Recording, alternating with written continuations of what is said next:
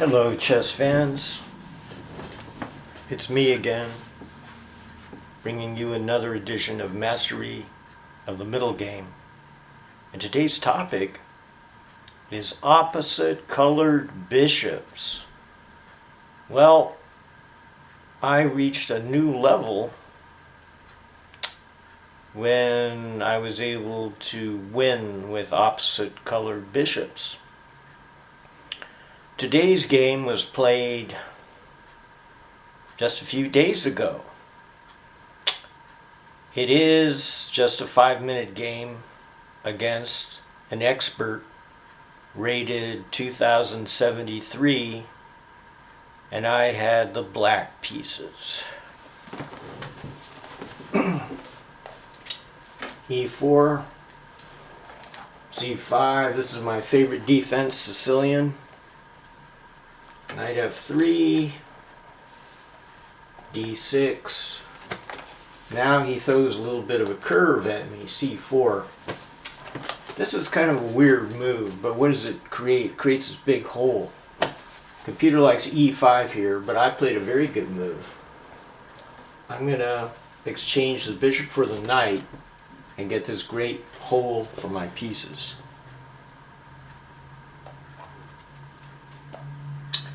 Now there's no hesitation. I simply take the knight. Now a lot of you would say, hey, you're giving the other guy the two bishops. True, true, true, but look at what a great, this is called a hole. Look what a great outpost that knight has. So even though I've given up the two bishops, I'm a happy camper. So I goes back. Now I gotta decide what to do with these other pieces. How about fianchetto in a dragon formation? Castling is good. Get the king out. Look at the diagonal this bishop has.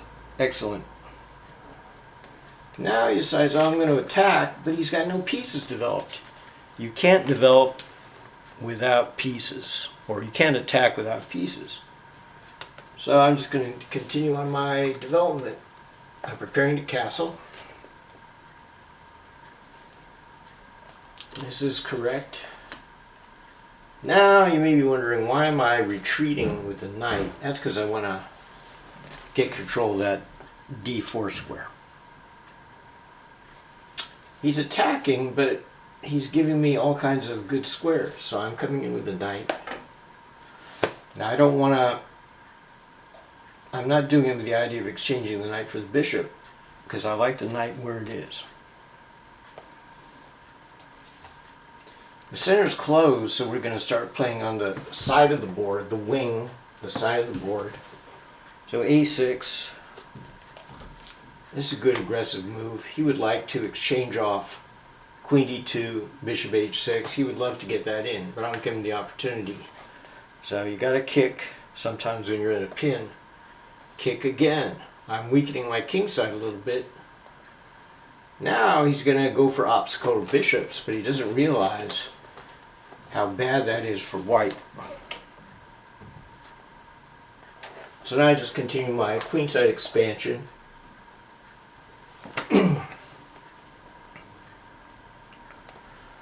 Now the computer gives this a question mark, and you see why this is such a bad move.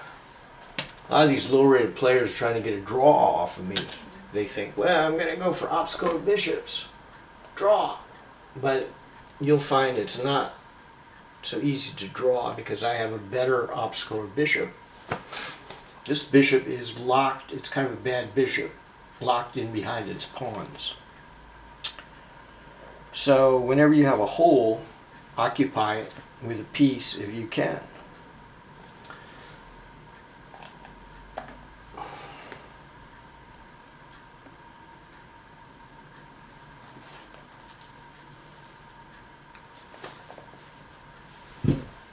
Now this rook is looking down an open file potentially. So rook b8 is a good move. Now we're going to get obstacle bishops. His knight is so strong I have to exchange it. And then he recaptures this way. And now, instead of castling, I went here. This is called castling by hand.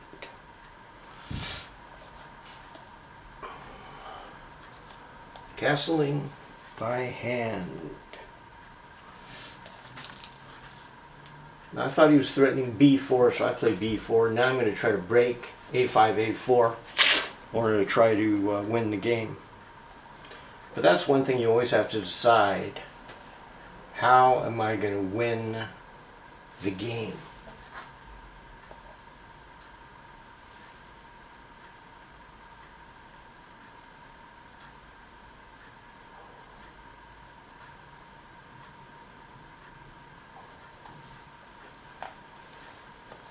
Wait a minute.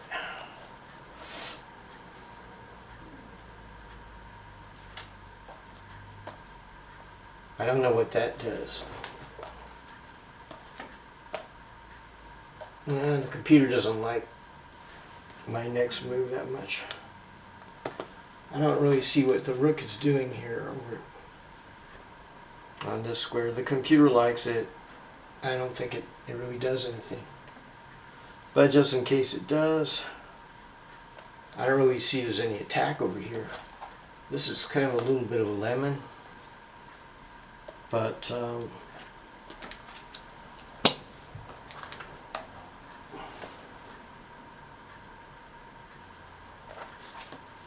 now I can start to get these kingside pawns rolling. In the endgame, you've got to be aggressive with your pawns. You got to be aggressive.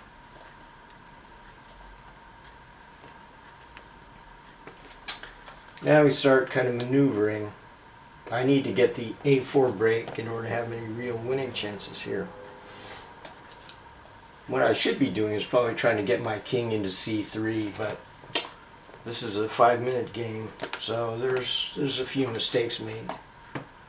This may not be that good. It creates a hook for my pawn advance. Maybe he should have just left the pawns alone here.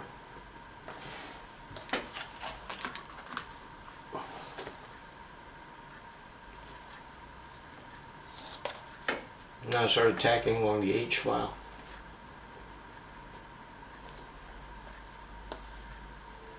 Pressure on this pawn.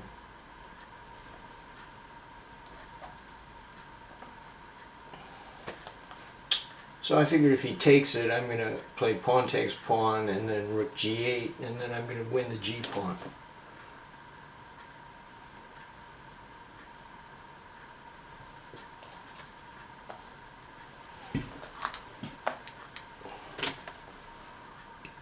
So far the computer has me ahead. Now in this position,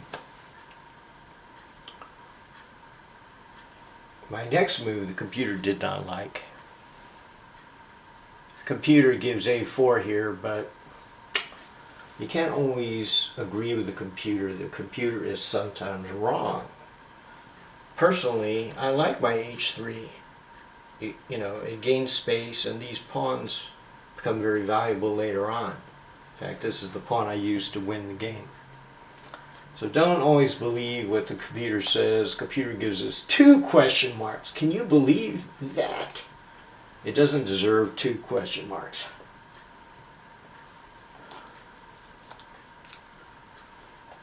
Now I got to use the king. Maybe the king should be coming into c3 because it has a clear path right through the garden.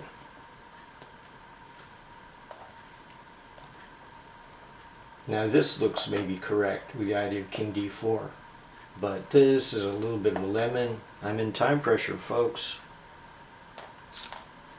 Now I'm backing off. Now I want to guard the pawn with the king. So I'm kind of vacillating, making a bunch of waiting moves. And now it's clear that there are only 2 pawn breaks here, e6 or a4, and he's guarding against a4. So he thought he was safe here. But there's still quite a lot of play here. Still, I didn't want his rook coming into f4. The computer gives us his best, but there's really not much for either side to do. Now I got this idea, I'm going to play a4 anyway. See, both sides are kind of maneuvering around. I thought, well, why don't I threaten to sacrifice the exchange in this position? See, there's not really much for white to do. White is completely passive also. So now I'm sort of threatening a4 here. And if I can get a4 in, sack the exchange, and win this pawn, I've got some nice ripe targets here. My king always has good scope. And the bishop is a great piece with the pawns both all on the same color as the bishop. The bishop, has an excellent scope. But this appears to be my only breakthrough. Now, this is a critical position for white. And there's only one move that holds for white. Every other move loses. He played the natural rook b1. But the computer again gives the only defense, rook c1, because now a4, pawn takes pawn, rook takes pawn. He has rook c2 at the very end. But so this move turns out to be a total lemon. He really didn't see what I was doing, so I played a4. Computer loves this move.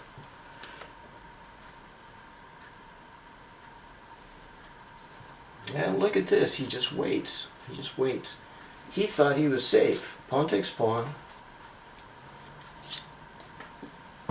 Bishop takes pawn, and now everything looks hunky-dory for white.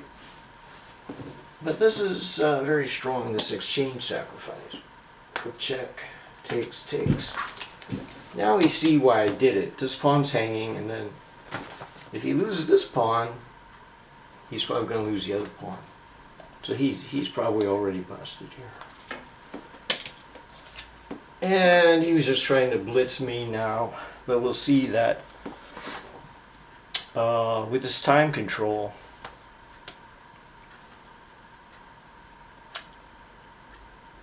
it's still, now at this point after I took the pawn, I've only got 43 seconds left.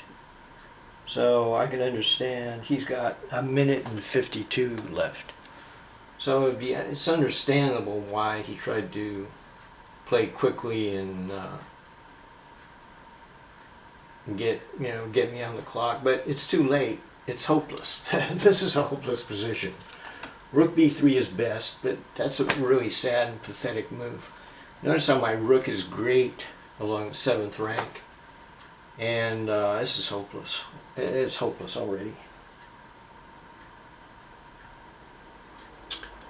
This only took me 2 seconds to play. I've got to blitz, I've got to play fast, and sudden death here. But it's already too easy to play. Rook h1 is considered best by the computer. h2, that's considered best. On chess.com they give you a star or a check mark when you made a good move. So if these are white's best moves, then white's in very sad shape here. And the computer gives rook b1 as the best move.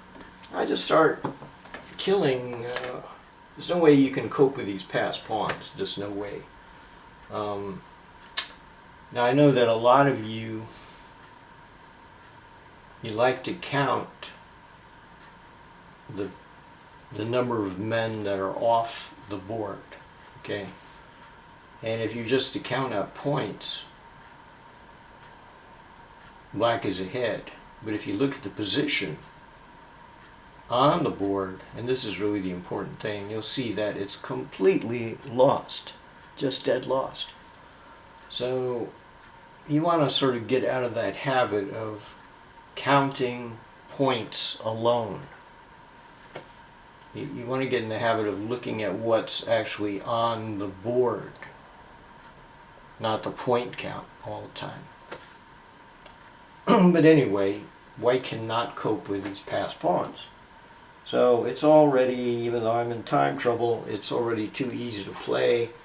And of course I had to blitz out these moves very quickly.